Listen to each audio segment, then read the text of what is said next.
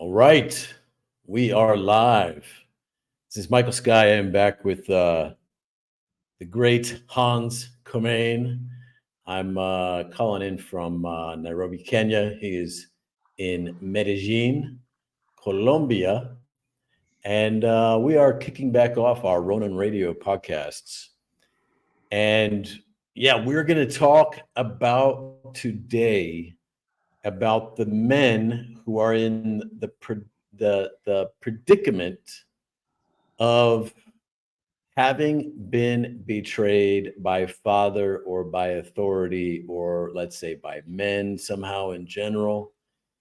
And then they're in the situation of they don't trust men, so they don't trust their own self, they don't trust masculinity, Mm, and they're in a very tough bind, Hans, because they're also in that situation. Other mm. men, masculine men, will be repelled by them, will not Yes. want to mentor them, will not trust them. Women will not trust them either because they don't trust themselves. Like, I could go down the list of how many Good point. issues they Good point. face. And yes, they face a lot. And we're not, I think we're not just talking to them. We're discussing whether we want to talk to them. Because I am surely one of those men who has very little respect for men like that who come to me for help, but with, uh, say, entitlement and with judgment towards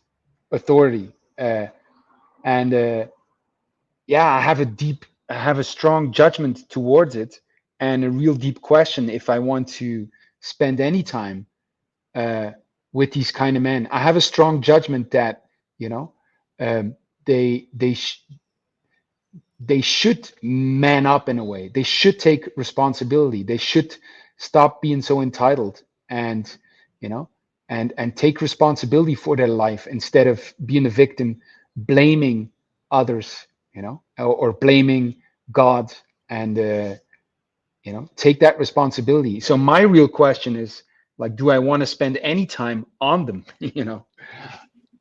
Yeah. Well, I have a former mentor who gives a special name to these kind of clients. And one of his biggest pieces of advice to build a successful business is do not take on such guys as clients. He Mm, tells you how to identify them, and he warns against taking them on as clients.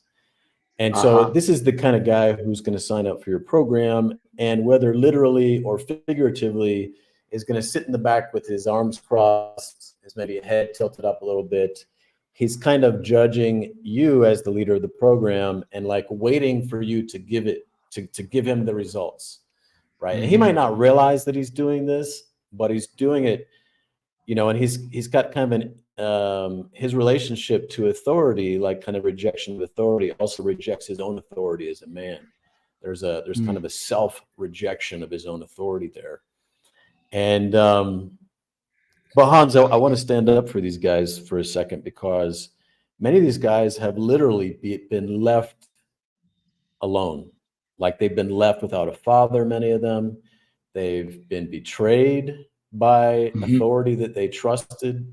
Some might have even been abused by a male authority, whether a priest or, I mean, like, there's all kinds of situations where literally the fathering that they needed, the big brothering, the initiation into manhood that any healthy tribe or culture would give them, failed them. Like, they were failed.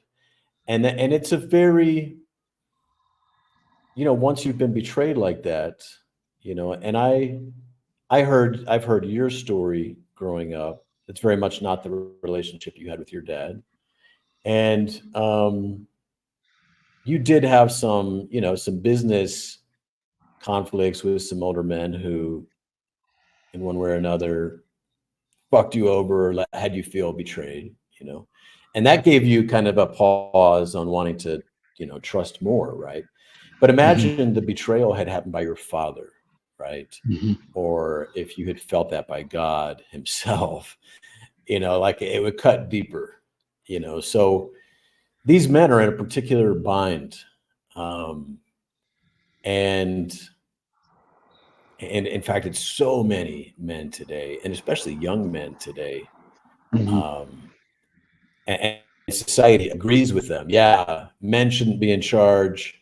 The world is fucked up because of men. Fathers are not necessary. Men are the problem. And So so would you they say even then hear that society agreeing with them. would you say that the main say issue that we're talking about here is that so many men have no trust in or have come to distrust masculinity, male authority. Yeah, 100%, including their own, um, And to find a sense of power, what is easy to do as a teenager, as a teenage male or a 20-something male or whatever, that then you can take on for the rest of your life, is you can feel a sense of authority and power yourself by standing in judgment of the Father, or by standing in judgment of God, looking down in a Mm, way on your father mm, or on men mm, in general or on God. And yeah, this can give you a sense of security. But it's pretty fragile. It can give you a sense of mm, power, but it's pretty fragile. People talk about the fragile male ego. What they're talking about is this kind of um, superior positioning, right? Where you can look mm, down on those who might otherwise look down on you. This is something that works to an extent to give us some sense of power in the world. mm. But it is very fragile and it's very It limited, looks and to we me don't fully more. trust it. It looks to me more like a way of protecting oneself from pain rather than a position of power. Like really, it's not necessarily powerful, but it is a protection. Right. But it does also give you a sense of false superiority, as you judge another, right? You're essentially looking down on them. It does both, It's also a Yes. way of punishing the other, right? There's a lot of utility in it that yeah. So what are we talking about here? So how does this man of whatever age he is, who has this distrust in male authority, including his own, how does he reclaim this self-trust, this internal power, and the ability Mm. to trust other men? How does Well, they he? would say It's a they very would challenging predicament. they would say, and I'm thinking of very particular cases. They would say or believe that it's up to the other. It's for other. It's their father who has to come to them and help them restore that trust. It's that other man who has to come to them and restore that trust. It's God who has to now, change his ways and make it right for them. That's what I see that these kind of men and a lot of men, deeply believe and will say. It's not up to them, it's up to the other, the father figure, the male authority, God, to make it right so they can trust again. And in one sense, this is right. Like, in one sense, if their father has betrayed them, hell yes, their father should come back and make things right. Right. Like, and in another sense, this is would also be workable if their father or another man, a father figure, would come into their life and would stay and not leave, and would stay and pass all their tests and win their trust. This would go a long way to restoring their trust in men and their self-trust. Uh, Mm, that could work, And this is a call to elders, by the way. Like, this is partly why we need elders in this world that's been so deprived of, like, real fathers and elders initiation and so forth. But what is the guy to do who's saying, you know what, okay, I realize I'm part of the issue here. I'm actually Mm. repelling father figures. I'm repelling mentors. I'm repelling masculine men as friends and business partners. I'm even repelling women Well, who might otherwise trust you my authority. that's a big leap there, because when I see a lot of these men, they do not uh, acknowledge that, or don't see very clearly that there is a role that they're playing in this equation.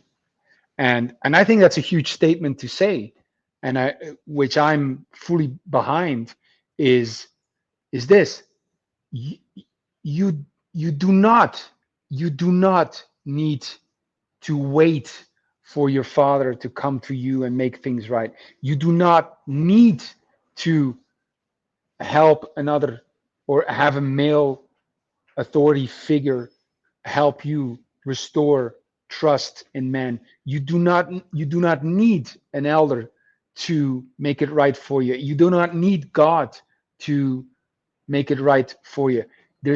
You can do it yourself. You can do it yourself, meaning you can do things that will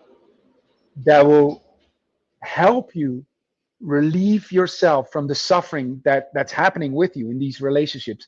You can do things to relieve your suffering, and you can do things to feel powerful, and you can do things to restore a trust in masculinity. And in your own authority. Yeah. In your own power. Um, yes, 100%. So, but it's a bit of a conundrum to the guy who's in this situation. It's there are blind spots involved. There are, you could say, shadow realms involved. Because the way it looks to the guy in the moment is that the blame is obviously towards the father, right? Yes. Or to the man who betrayed. Or And God. I'm the good one, you know. Yes. I'm the like I'm standing in the light, he's in the darkness. You know, so there is not some magic here, but this involves, getting a breakthrough involves a profound paradigm shift, and it requires a transformation. Like a part of you as that kind of guy who feels right about things, Mhm. um, is going to have to die. And that's what initiation is. This identity that you've taken on in opposition to the father or to your father, or to masculine men, et cetera, et cetera. Um, part of you has to die to make space for the man who you want to be, the powerful man that you've always wanted to be. So, That's not going to be very alluring to these men, Michael, to say that, like, a part of you will have to die, you will have to give up the thing that's been protecting you from pain for so long, you know you no I think what I see that your work can give to people is this: yes, I acknowledge that you are distrusting male authority, including your own.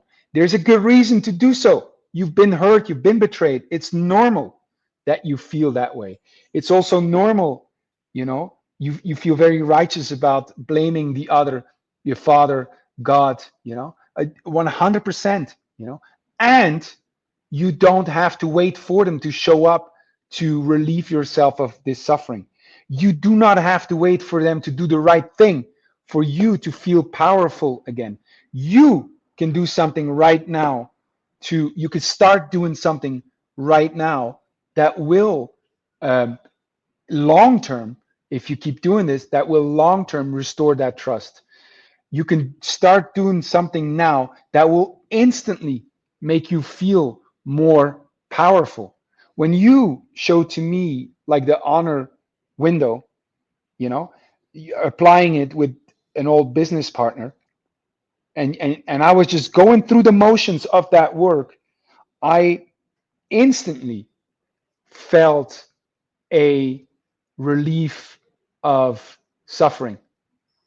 And I instantly saw uh, a, a, a new power that was given to me. I had to shape it and I had to work with it, but I could see a whole new level of power that was possible for me just by going through the motions, just by, you know, speaking the words, you know, just by finding a way to honor and then say it, you know.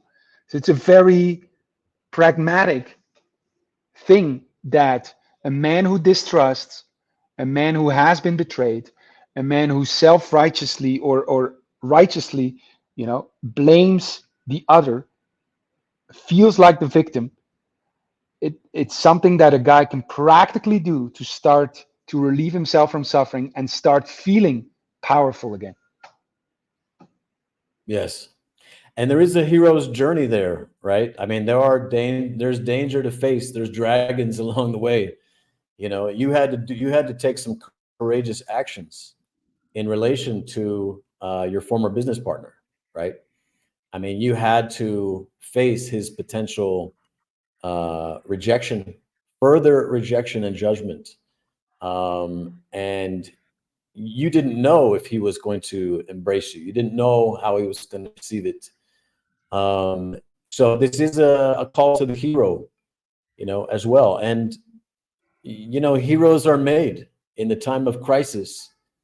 And so, you know, a guy who is suffering and recognizes himself in this predicament, especially if it's gone on for years, some men might want to suffer another decade, you know, like they're not ready yet. That's just going to be the case, you know. And it is the case that to the extent that we want to hang on to our self-righteousness and our resentment, this is as long as we do this, we will have suffering, guaranteed. The one comes with the other. Yes. The one comes with the Man. other. And so some men simply will want to hang on to that until they're ready. But guys who are ready, there is a hero's journey that awaits them. Yeah, I would say the status of, say, being the hero is really the result, because you speak of a courageous act, and I must admit it never felt courageous to me. It never did. I this because it did not matter to me how they would react. Like you said before the call, what the real power in it was is I felt the power of being a certain man. I felt the calling of being a different man, and like the effect that would have on the other and the saving of that relationship or the rejection, you know, it was completely secondary. It was a real, Yeah. it was a real Well, relief of to map suffering this, and step into my power. you know, to map this on, you might not have been ready for this, let's say, in the middle of the initial conflict with this other man, or a month afterwards, or like you might have had to suffer for the 3 years before Yes, you were fully ready. it needs Right? 3 years of So suffering. guys It can needs be 3 years. I mean, some guys suffer their whole life, you know, and you know, and actually, the longer you suffer, at some point, you kind of just want to ignore that you could have anything to do with it. You know, you don't want to face it, and this is where guys really get into a spiral of addiction, and you know, you can really get locked into a belief system that absolves you of all responsibility. This is very dangerous. But you stay in this resentful judgment enough, you can really lock yourself into a hell of your own making, and lock the door and throw away the key. So yeah. So Hans, you and I are bringing back Ronin Radio on Tuesdays and Fridays. This is our first short episode. And coming up, I am launching a 6-week initiation, a 6-week hero's journey. I'm calling it an honor quest for men who can relate to this situation where you hold resentment against a kind of father figure, an older man, your father, stepfather, God, maybe an older brother, a former, teacher, mentor that you had a really close relationship with. Betrayal can leave a deep wound and deep distrust and naturally leave resentment. But our resentment masks our own power to create and to lead. And so if it's time for you to be free of the prison of this resentment, and you're ready to let go of the suffering and move into your power, then look us up.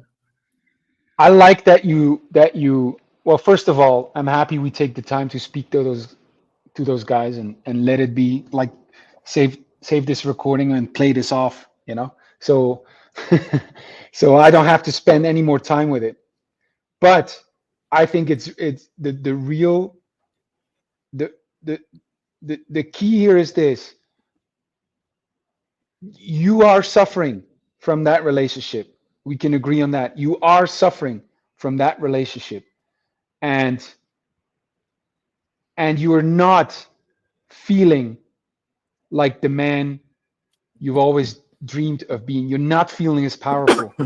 what what Michael's work has done for me is to relieve me from the suffering I was going through, and to have me feel again and more powerful, feel that power again, like I got this. And so if you're suffering from a relationship and you want to relieve yourself from the suffering and you want to feel powerful again, I would do it. Otherwise, stay where you are. Yes. Or suffer all right. some more. Thank you all for tuning in.